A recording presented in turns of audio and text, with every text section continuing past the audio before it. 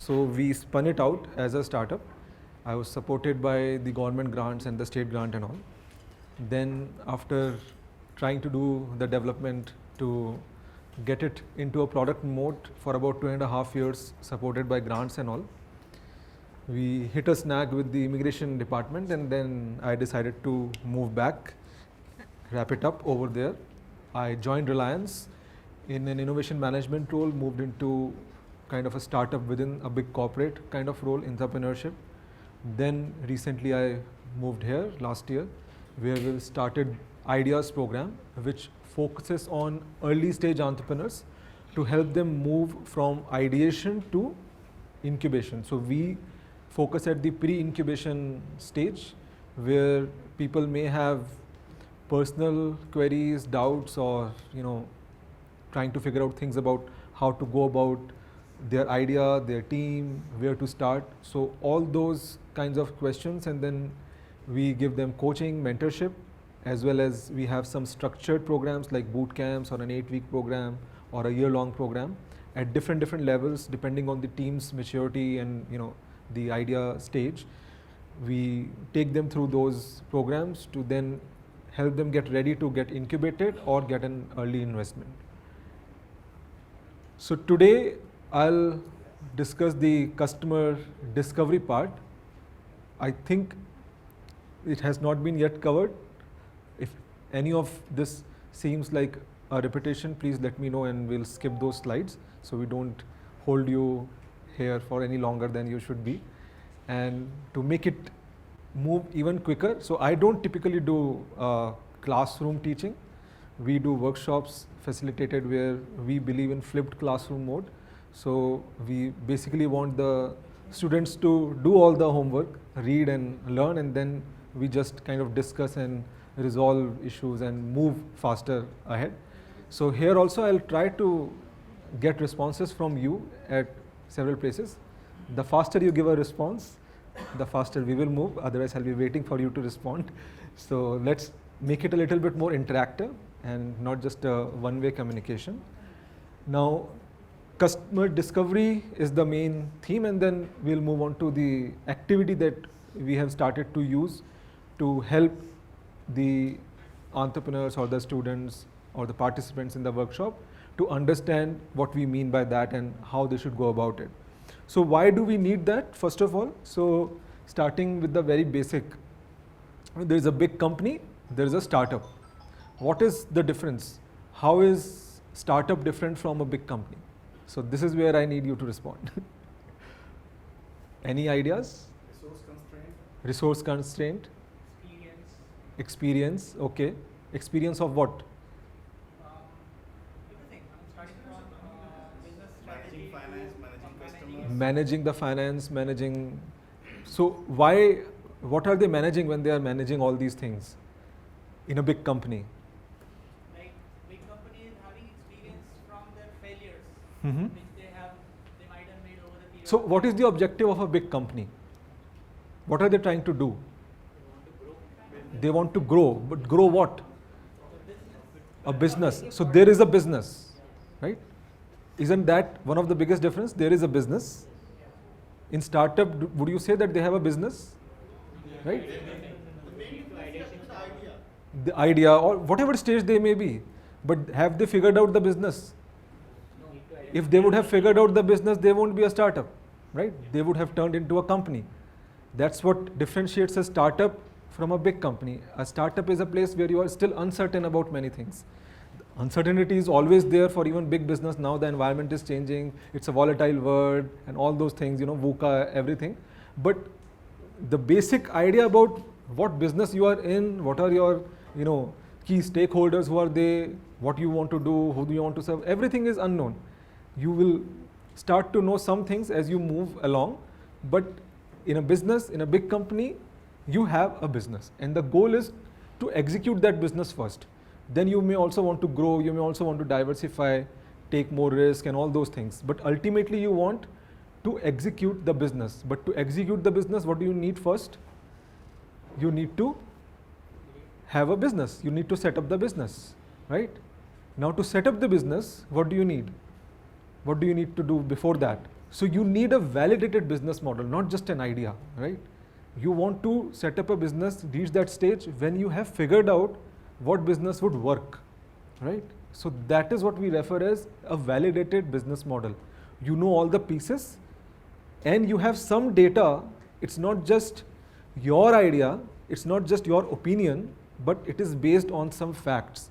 You have tested it at maybe a minute level, maybe in a very small segment, maybe at a pilot or something, but you have validated the concept that okay, it happens, right? We will see a little bit more about that in next couple of slides. And before you even do that, you need to search for a business model. What could be my business model, right?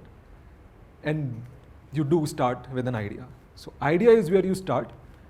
Slowly you move towards that. That is the end goal for any startup. So this is where the participants, the ideators, the innovators will be when they come to you or when you are doing some ideation.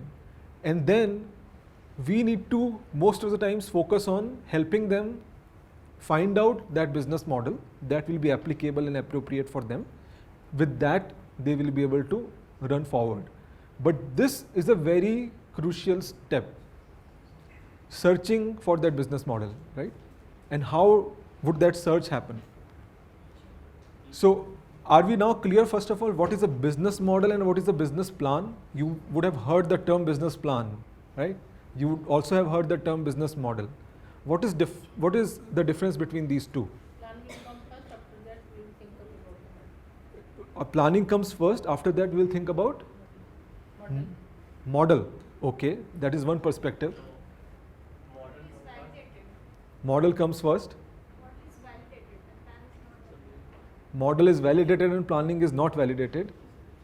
No, model is like what we are thinking to build the project, and plan is after that we validated how to grow further. How to grow, okay. Strengthen. Yeah. How to strengthen, okay. So plan is about an action, right? What you are going to do, how you are going to act, how you are going to execute something. So that is what you plan, right? And we use these terms many times interchangeably, and planning is used even at an earlier stage, even to just collect all the dots and show it that show it as the plan, and then being able to communicate within the team, with the stakeholders and all those. But ultimately when you are planning for something, you are planning for action, you are planning for execution. So it should have all those elements which will require and which will help you to execute things. Model is first figuring out what do I need to execute? What is my model? Who are all these stakeholders? When I will reach whom, how much I will transact with this one or that comes in planning, right? The detail of, okay, next month, this is what I'll do. After next month, I'll do this. But why should I do this next month? Is this my model or not? So model is the first thing that you need to find out. What are all the pieces that will make sense? Then you go to planning. What happens and what has happened in the past for many years is that most of the big organizations or corporates have taken the charge of doing all these innovation exercises or business planning and teaching or communicating. So they have focused naturally on plans because that's what they do and they are good at. That's what they are used to. 1 year plan, 2 year plan, 5 year plan, and all those kinds of things. But for a startup, plan doesn't make sense unless you actually know what to plan about. So first you need to search what is the business model. What should I plan about? So planning will come much later. First, your understanding should be clear on all the components that are required, and we'll move to that in further slides. So looking at the heart of a business, right? When would a business model work? What is really required for a business to exist? There should be a need. There should be a customer, right? So customer is the central theme to everything. You need to know and understand everything and anything that you can about the customer. Who is the customer? Why are they interested? Why would they buy whatever I am offering? what exactly they will buy, what exactly will I provide to them, how will I get to them, when, and in their phase of life, or maybe it's a seasonal thing or it's a timely thing in the year, when is it that I'll reach them, where will I find them. So there are many questions around it which you need to know about before you start to execute anything. Otherwise you are, writing a recipe for disaster for yourself. So many assumptions. Where should we start? How to get started? There's a tool called Business Model Canvas. Are you guys familiar with that? Have you seen it? So you can find it online. It's available and people are using it and abusing it for long time now. Use it with caution. So this basically gives you 9 components which are very critical, and then there are a couple of other components which you may have seen if you got a slide template perhaps for the business plan, right? So there are a couple of other components which are also required for you to understand your business, to know whether it is worth it or not. But these are 9 components. If you cover these, you will kind of know exactly what all will need to go. What is the recipe for your business to work. And the most important ones, where you need to start, without them nothing else really matters, are these 2. Your customer segment and your value proposition. And they are interrelated, right? You will have a customer segment, and for that customer segment, you will have a value proposition. What is the value my product or my service is bringing to the table? For whom is it important? Who really cares about it? Whose problem is it that we are solving? So that needs to be answered first and foremost, right? And then all the other things come in. So once you know that, then you can go to channels. Okay, how will I get to that customer? If I know who that is, then I may know where will I find them? What do they do, right? Then what kind of relationships will I need to get them to my website or my product or my service, to make them aware, to advertise to them? What kind of relationships will I pursue with them, even to keep them with me, even to grow that base, to earn more revenue for them, to engage them? Then what is the revenue stream? So what kind of model will I have with my customer? Will they pay me one time? Will they give me a subscription thing every month, every year? Will I have an annual maintenance contract with them? And then the pricing and all. So that goes in your revenue stream. Then who are my key partners? So to get it done, obviously if I am a startup, I can't do everything on day one. So I will need some partners to help me. Who are those partners? What do I need to get done through them? What are my resources? Do I need, at an early stage, do I need mentors, advisors, team members, founders, early employees, people who can work in the lab, people who can do the fabrication, people who can run around, whatever it may be, right? Finances, IP, physical resources. Do I need a plant? Do I need a machine? Whatever that may be. So what are my resources? What are the key activities I am doing? Ultimately, how will I make things happen? What am I doing? Where am I procuring something? Where am I building something? Where am I changing something? So all those things that are required, and then all that cost that goes in achieving everything. So once you have covered this, there are a couple of other things, like one is your market size, how big that is, and one is your competitive positioning, competitive landscape, right? So who is in the business right now? What are the alternatives the customer is using and all that? And through that you will know where you are positioned and how you are positioned, and whether you bring something unique to the table. So the way we see for an idea to move into the startup, into the company phase, it can be divided into 4 steps.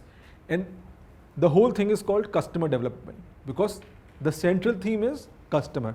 It doesn't mean that you are only focused on customer, but ultimately you exist because the customer exists, right? So that's why we call it customer development, but it takes care of other things as well. So how do we do that? What is customer discovery? So customer discovery is where you will be spending most of the time if you are, very early stage and just starting out. This is where you convert the vision, that plan, that thinking about that model. So if you go back to this slide, you have a plan, you have a vision, you have some understanding of what goes in all these blocks, right? So you can put it all there. But what it is really at this point? Is it reality? Is it happening on the ground today? No, right? You are assuming things. It is just a list of assumptions. So this tool can be used in a very nice way to track how your model, how your approach, how your thinking evolves. You can go back to it again and again and see how it changes as you go out and do something in the market, with your customers, in the industry and all.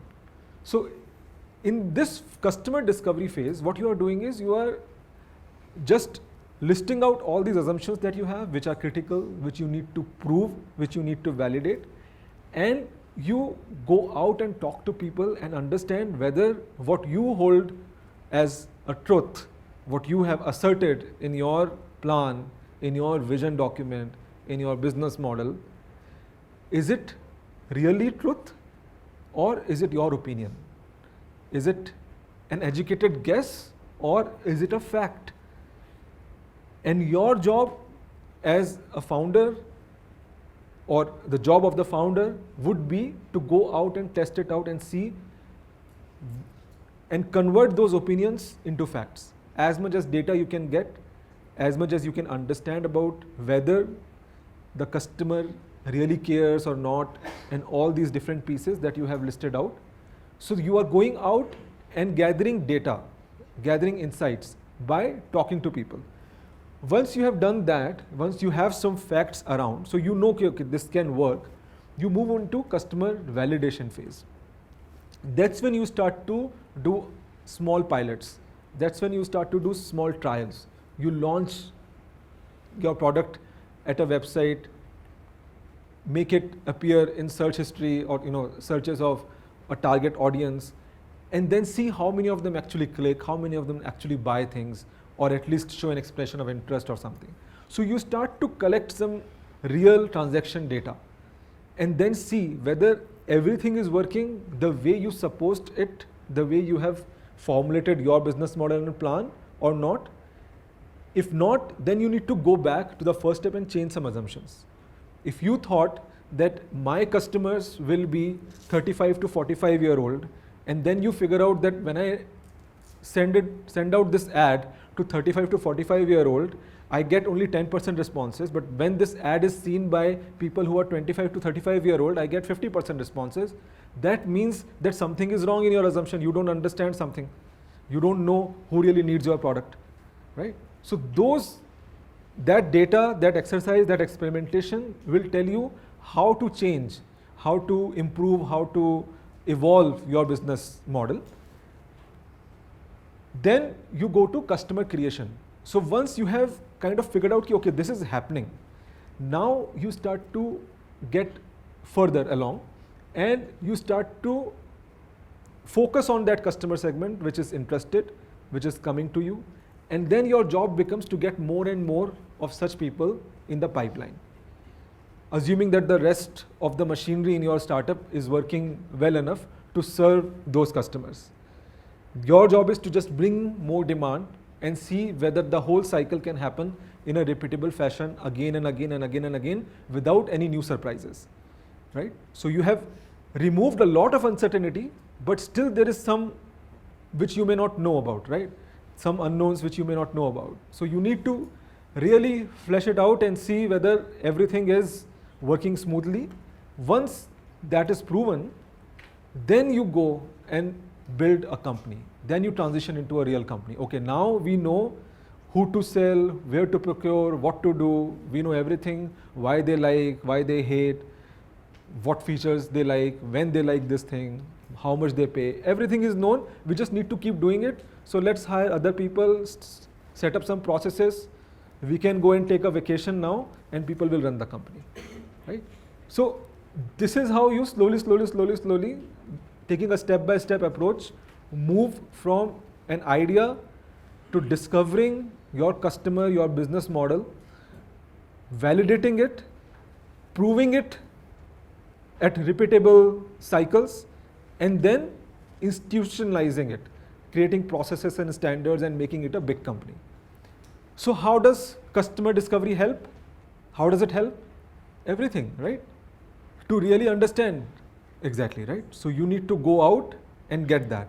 And I'll just give you a couple of examples. So this was one of the products that we were making in my startup. This came out of the need that when the environmental protection agencies started to move towards energy efficient lighting, they promoted all these compact fluorescent lamps in a very war footing. They started to distribute them everywhere, encouraged everyone to use these lamps. And in the US, people are very much aware and scared about mercury. And if you would know, these lamps contain some amount of mercury in the phosphor coating.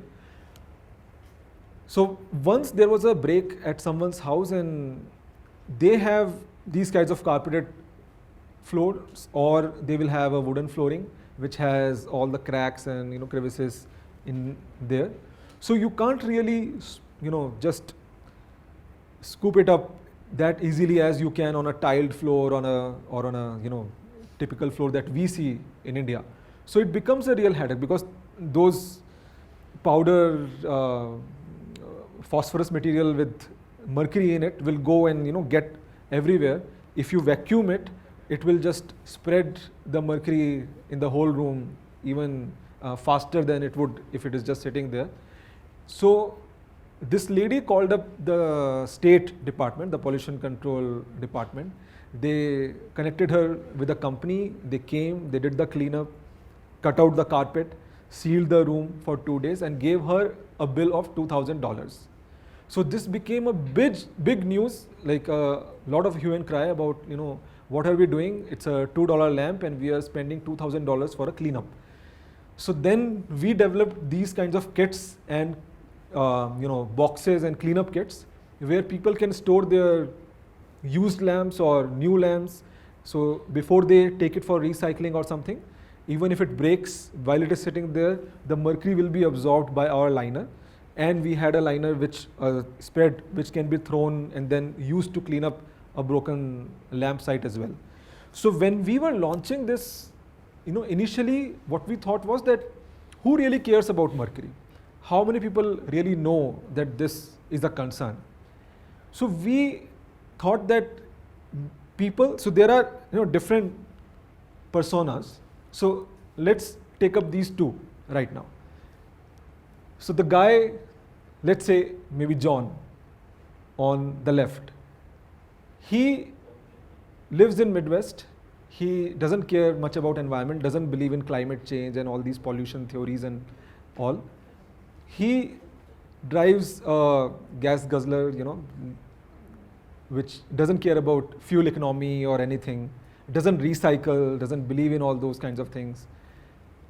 And on the right, we have Robert, who lives in New York and buys organic, only free trade, and goes to farmers market and recycles everything and uses everything in a very energy efficient and super environmental friendly manner. Who do you think would buy our product? Any guesses? John, this one, he will buy our product? Okay. Why? Because it is a trick question? Or do you see any reasoning in it? He's a gym man. Huh? He's what? He loves himself. He loves himself. Okay, but he doesn't believe in these theories. That is different, but he loves him. That is the biggest thing. Okay, so that's one perspective. And your reasoning? He prefer to have health conscious. John or Robert? John is not health conscious. He eats at McDonald's and Wendy's and steak houses and all. He doesn't care about health. I think John. Okay, you think John, but for why? I think John, because he cares at least for the environment. He cares about environment? He deals with the No, he lives in Midwest, that where they do all the farming and all. So that's why it is a green area. He doesn't care about it. He doesn't believe in climate change. He doesn't believe in organic. He doesn't care about it. So it is Robert because he is more aware of the consequences of monthly person. Both won't be interested. Both won't be interested. Robert would be interested. John would be interested. No, sir. Why reasoning is still we are debating. Both would be no. Both would be interested because of the regulations if it is passed. There is no regulation about it. Now, all right. So we thought that Robert should be interested. Now we thought ki who really would it impact? So one thing is that it is bad for environment, but within your home would it impact someone? So yes, if you have very young kids, then they may be at a higher risk of getting exposed and developing some, complications because of that. So we thought that if there is an environmentalist who also has a kid, then that will be our perfect target, because they will really want to be very sure about the environment that their family lives in. What turned out to be the case was that it didn't matter whether they were environmentalist or whether non-environmentalist, but it really mattered if they had a kid. So if they had a kid, they cared. They believed, and even if they did not believe, they didn't want their kids to be in harm's way. They wanted that kid just as an insurance, that it's $20, I don't really care. It's not changing major climate policy, or it's not impacting them in 100 years for which they don't have to do any act, right? They just have to have an opinion about it. But for this thing, there is an action that they can do. Maybe it will be useful, so they were fine with it. So that was our discovery. Another case, there is a company, this is a real case, the name of the company doesn't matter. There was a company which used to serve milkshakes. They wanted to increase the sale of these milkshakes. What should they do? What would you think they should do? Increase number of flavors. This is the first one that comes always. Increase the size of glass. So sale कैसे बढ़ेगी? अच्छा, size reduce. अच्छा ठीक है, whatever, ठीक है. Project as a healthy drink, yeah, projection, marketing, and easily available. App to deliver. Order from there, okay. Then they can use Swiggy or something. Affordable, so reduce the cost, increase the demand. Discounts, yeah. Opening new stalls and branches. New branches, etc. Okay. Ready to use. Very good. More viscous so it lasts. So what would that do? Just for time pass. This is very important. This is a potential customer. He is not talking with that viewpoint that I am a seller, I am just going out looking at my balance sheet, what can I do? He is really talking from a personal point of view that I like to drink milkshake for time pass. So I would like a milkshake. So probably there are other people also who are like me, and it may be the case. So you have to go out and find. So this is the case with most of you. You like your product, or anyone who comes up with an idea, a startup, they like their product, they like their idea, they know that this problem should be solved. But they don't know whether there are enough people who can become their customers and make the business sustainable, and they also think in the same way or not. But this is a very good point. Anyone else was raising hand? Okay. Target children. Children, yeah. So what happened in this case was that they went out. They had all these ideas, just like you guys had.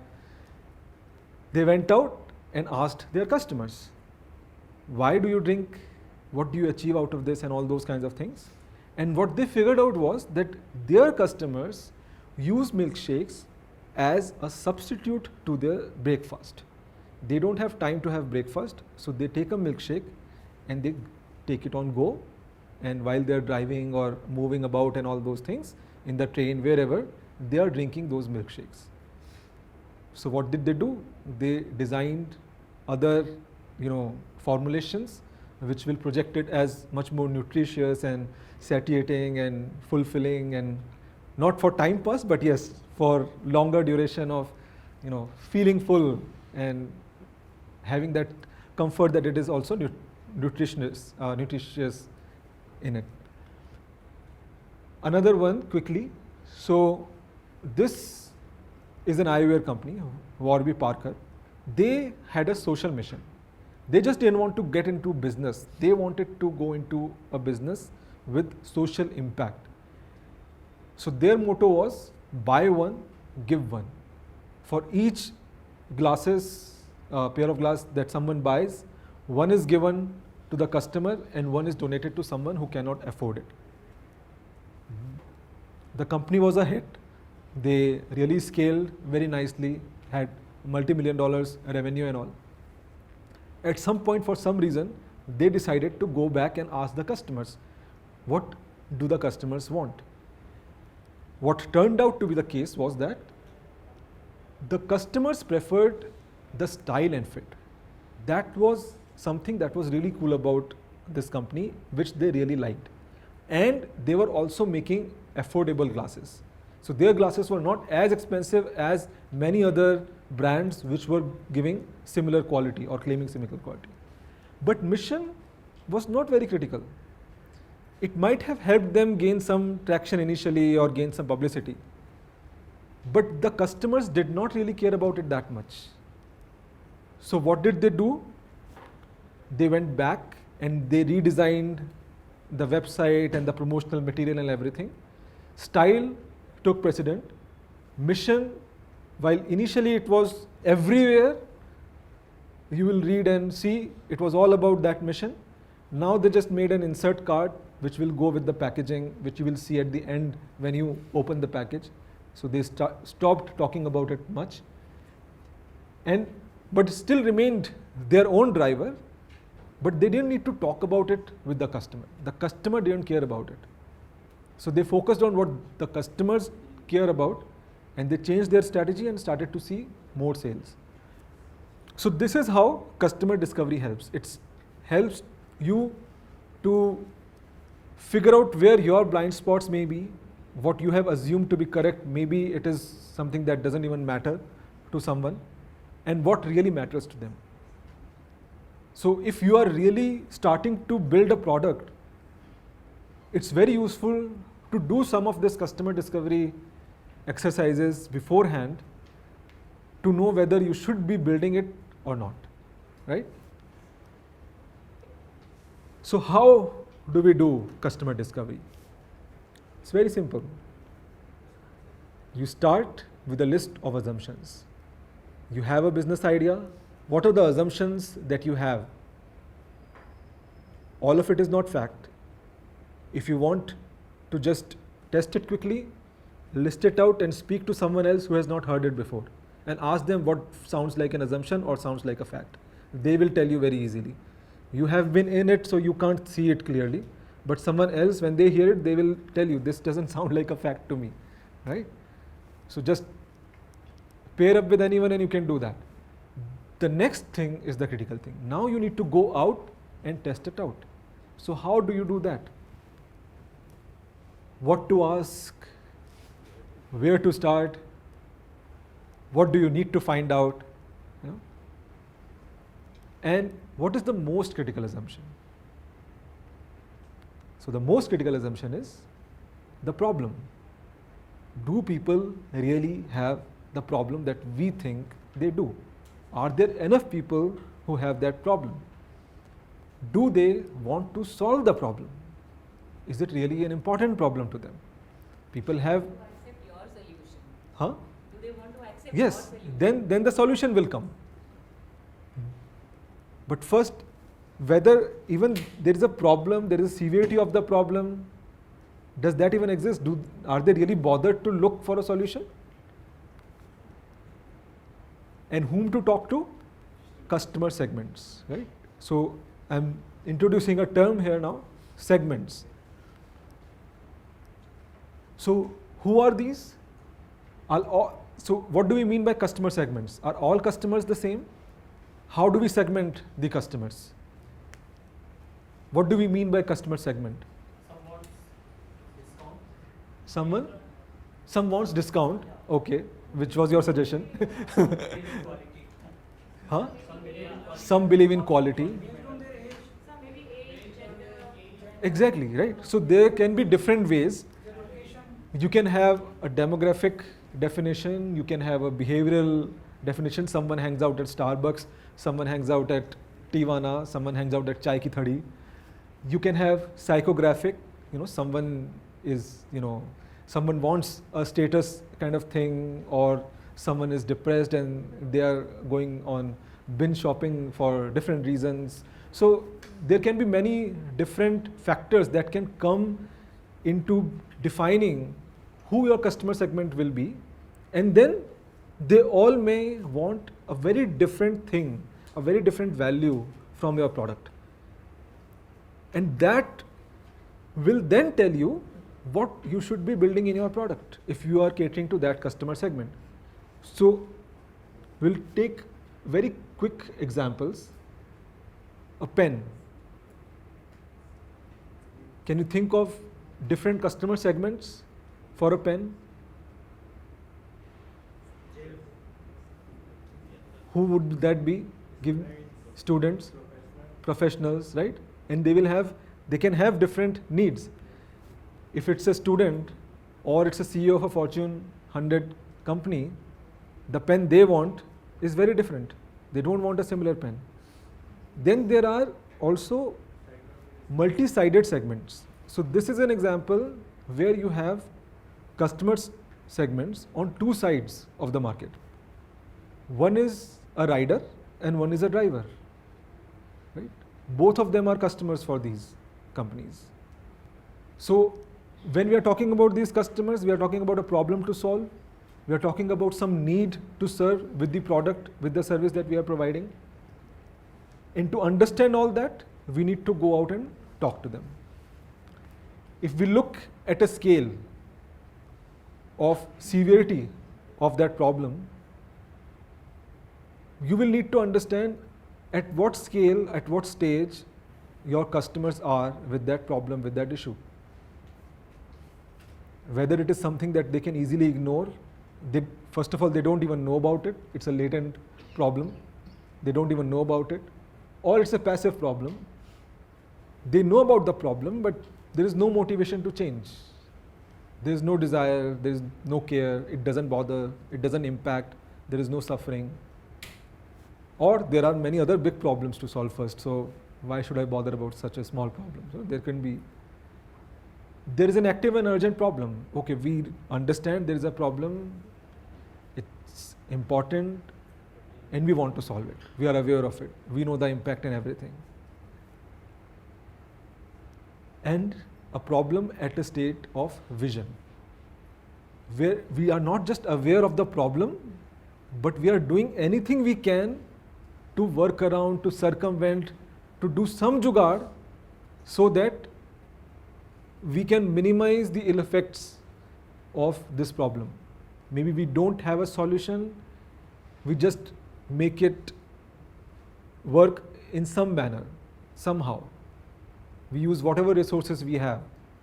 We need a system to track. Right now we are using paper and writing, tabulating, sitting around for hours and discussing, analyzing, and then comes a software and it makes our life easier, right? So at what stage the problem is, at what stage the customer feels the need to solve it will determine how fast they will be to adopt your solution, whether they will be an early adopter or not, whether they will really write the check that you are waiting for, even though they say, if you just show them the product that, oh, it's a nice product, whether they will actually buy or not will depend on how seriously it impacts them and how much are they concerned about it. And the best situation will be to discover a problem where they themselves are trying to solve it in some manner. So they really care about it. If they're not solving it, at least they have made an attempt to solve it. They have tried some solutions, they have went about and researched about it. Maybe they were not able to, fine. But is there an attempt? Is there an intent? Is the problem or the solution basically is a must-have that they must get hold to, or is it a nice to have thing? If it comes, it's okay. Doesn't come, my life is fine. Obviously, you would like to be in that situation where it is a must-have, right? So they can't wait to get hold of your solution. As soon as you show it to them, they will come to grab it. And there can be other fun problems also. Obviously, I mean, everything is not need and pain driven. Facebook was not like a need driven thing. It was for connectivity, social media. Now it has become maybe a little bit more need driven. Now grandparents want to be updated about their grandchildren who are living abroad and all those kinds of things. So people now want to go there to stay connected and know everything. But earlier it could have been just for fun, or just for newness, just for novelty. So there can be other issues that you are solving with your products, but what is it and how your customers see it, what value do they see in that, is something that you need to understand. It's not just because you thought about it, but how your customers think about it. So you need to start with identifying a customer type, then hypothesize about their wants, desires, and all those kinds of things. And then think about how will you actually achieve, how will you actually deliver those values to them. So then you can start to map those things with their requirements. And then, so one thing is customer segment. You have different segments, this age group or this geography or this need, this profile, maybe they are professional, maybe they are homemakers, maybe they are professional in IT industry, maybe they are high flyers, whatever it may be. So you have a segment. Now, many times, or maybe there are organizations, right? That's also a very important segment. This type of organization, an organization that deals with a lot of data. Maybe your product is about data security. But who in that organization or who in that customer segment is going to buy your product? So there, within that customer segment, you will find that there are different people who play a different role in making that purchase happen, in making that journey of that product from your hand to your customer's hand happen. And what are these roles? So one could be an influencer, someone who people admire, who people look up to. When they do something, people notice, it gains attention, and it becomes a little familiar, so people start to get influenced. Another could be a recommender, right? Someone who people rely on for expertise. They know that this person has recommended something, so they must know what they are talking about. They must have tested it, or they know the intricate features of it. Do you have any recommender in your life? Yeah? What for? Mobile phones, right? Very typical. Everyone cannot now keep very up to date about all the functions and things that come and how versions change and everything. So many people will have someone in the family who takes care of knowing at what price, what functionality, what RAM and your requirement, and give you the recommendation for exactly your requirement or couple of options, right? Then you have a decision maker. Now someone has recommended it to you, but they have not decided. They gave you a couple of options. Someone has to decide which one would you buy. And then someone is a buyer who actually pays, whose pocket the money is coming from. And there is an end user. That can be a different person who probably had no say of the whole selection and no idea of what got selected, but ultimately they have to use it. In a big organization, it could be the lower level guy who is actually going to use that software, will spend months and months getting trained and complaining about why have we changed the software when our level was working nice. And there can be saboteurs also, whose interests do not align with this new product or this new process. And they will do anything and everything to try to get you off from that decision path and make you not purchase it or not go with it. You can take a very quick, easy example. Let's say you have a cream that is being sold for a 3-month-old baby, right? Less than 6 months old babies. They are the end user, right? Do they decide? Do they make any decisions there? Who is the buyer? Parents, right? And who is the decision maker? Perhaps one of them. Yeah, parents.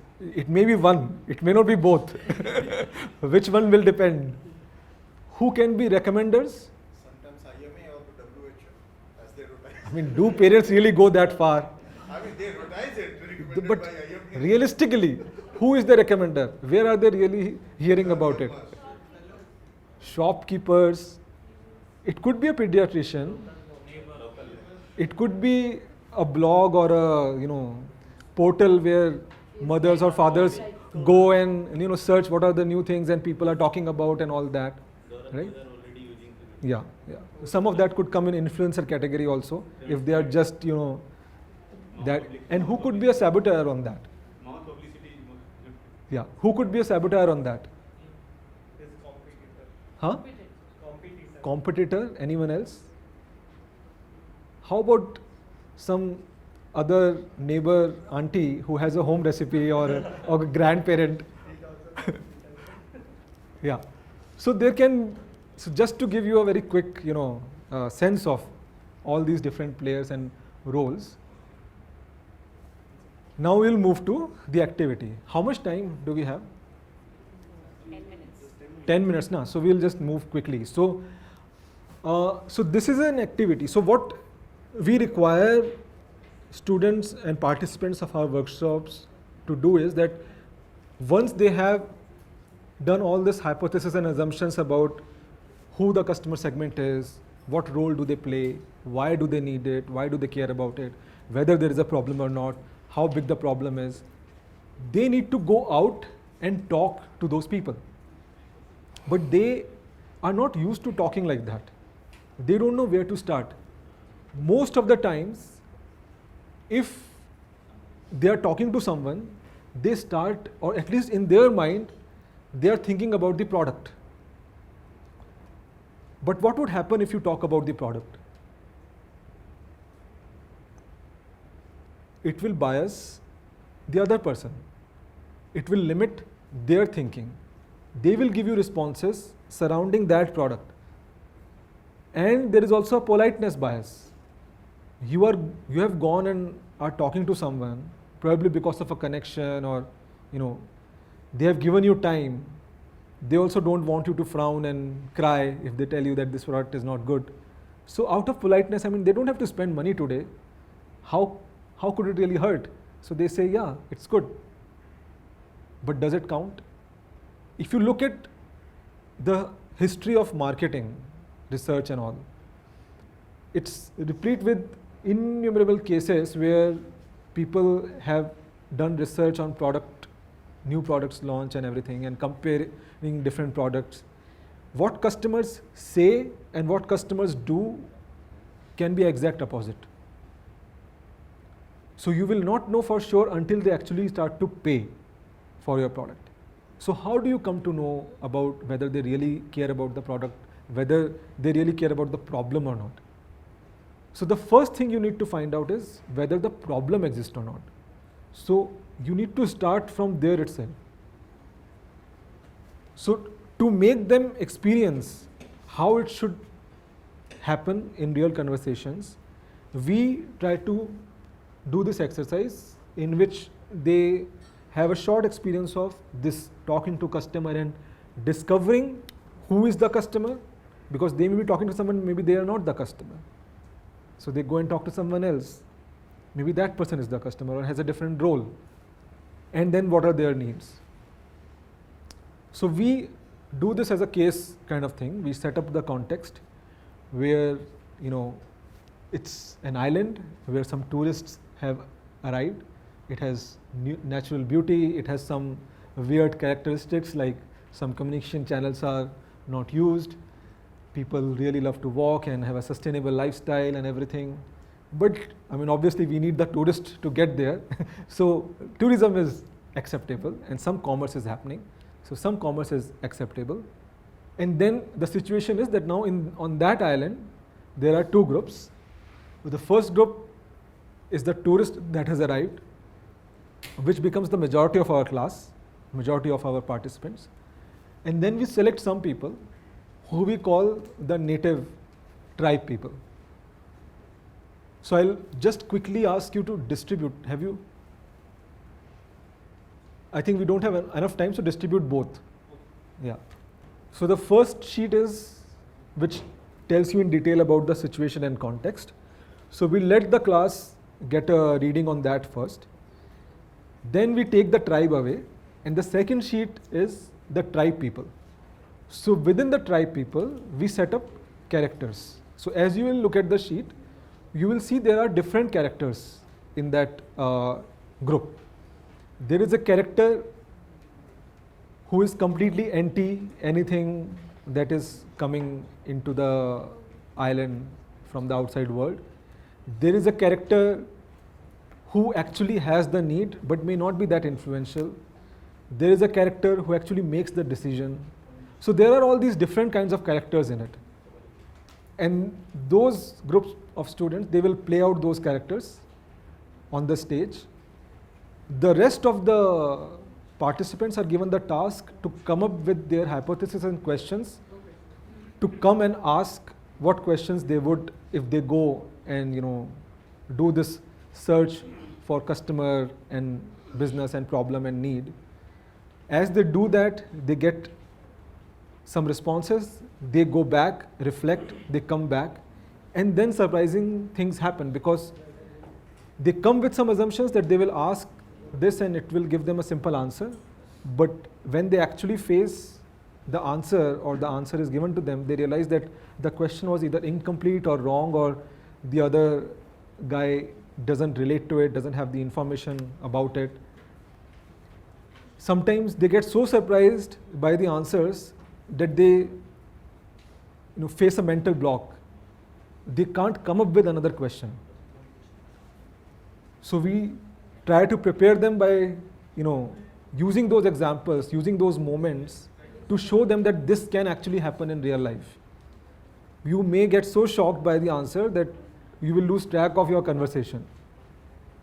But ultimately the goal is not to get confused and get distracted or stumbled by these things, but just to collect all that information that you can, and then come back and analyze and reflect on it and see what makes sense, what doesn't make sense, so that you can use it in your next conversation.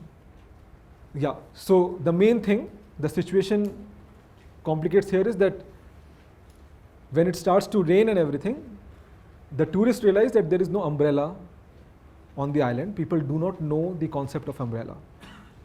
So now they start to look at it as an opportunity, and they have to figure out why people don't use umbrella. And there is a whole backstory in it, why they don't. But they have to dig it out from their conversations, and they don't have any of this background. So without this background, without this story, without knowing who this character is, they have to think about what question will they ask to get to know why they are not using an umbrella, and they can't even use the word umbrella because they don't know, the other party doesn't know. So they start from the very basics, they go here and there, they come back, and all that iteration happens all that evolution happens, and then slowly they start to gravitate towards. And it really opens up their mind about how they can talk to customers, to potential customers, without really referring to a product. So ultimately they have to figure out who plays which role in everything, right? So we give them the brief, we let them split and everything. And failure in that conversation is okay. That is part of the design. We don't want them to give everything on the platter. We rather would like them to try, fail with their tactics, and then reflect on it, and then the learning happens. If we just tell them that, these are the questions you should ask, they will ask it, they will get the answer, and that's it.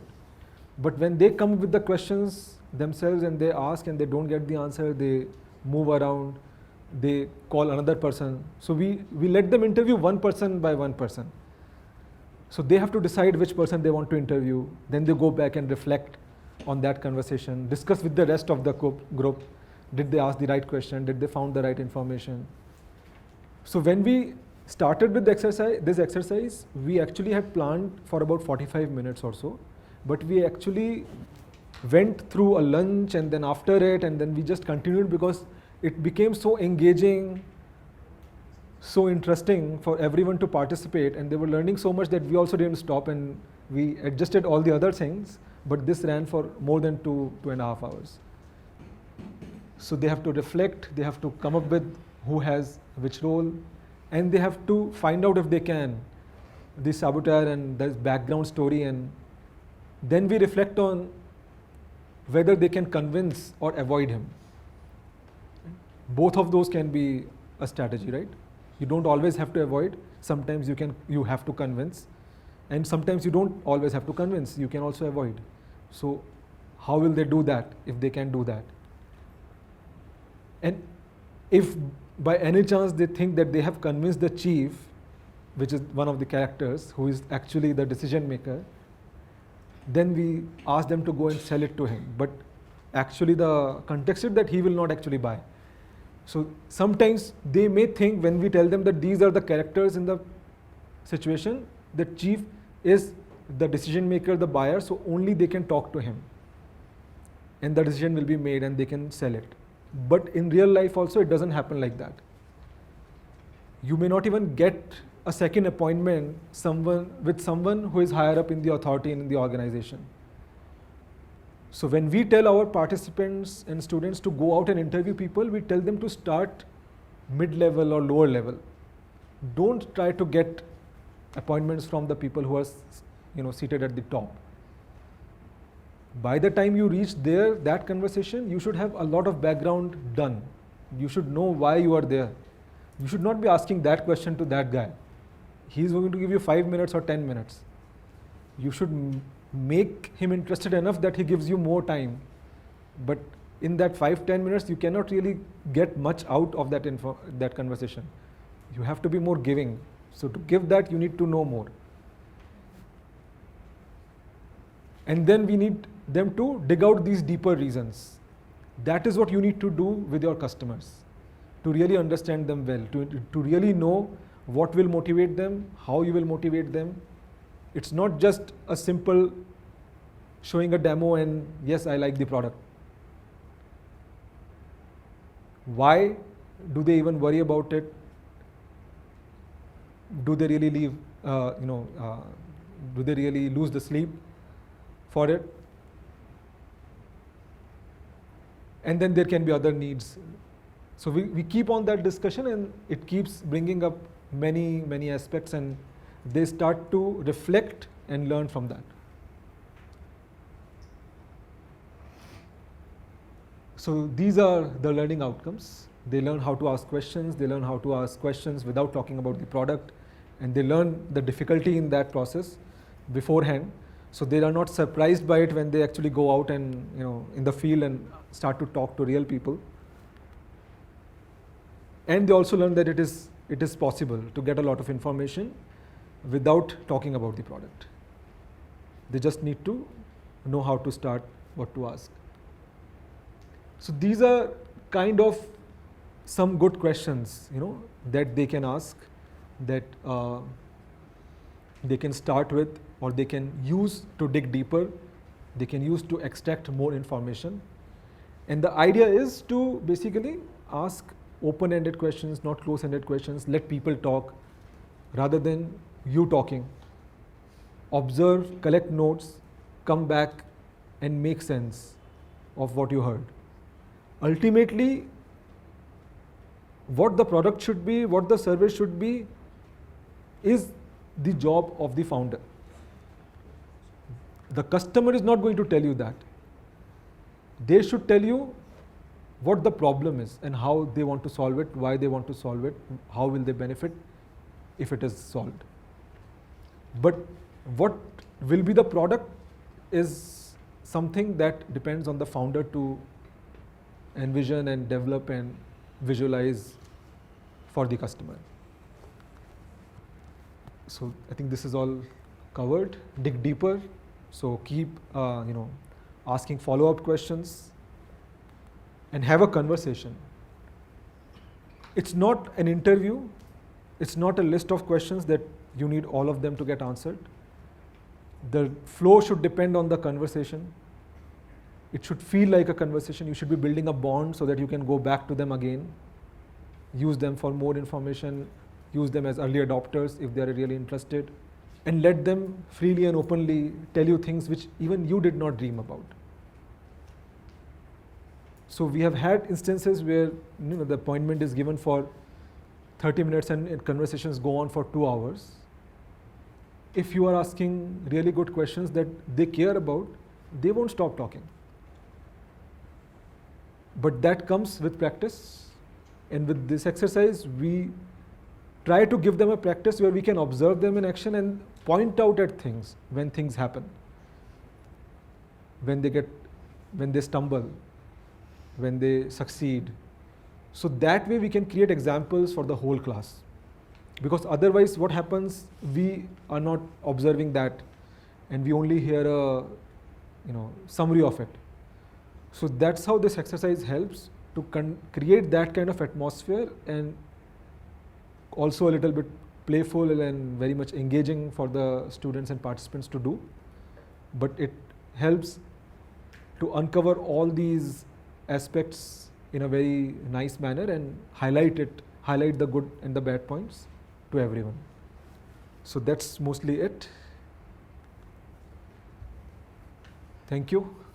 If you have any other questions, or if you want to reach out to us for developing this, we will still be working on it more, so you can connect with us and we will be happy to discuss further.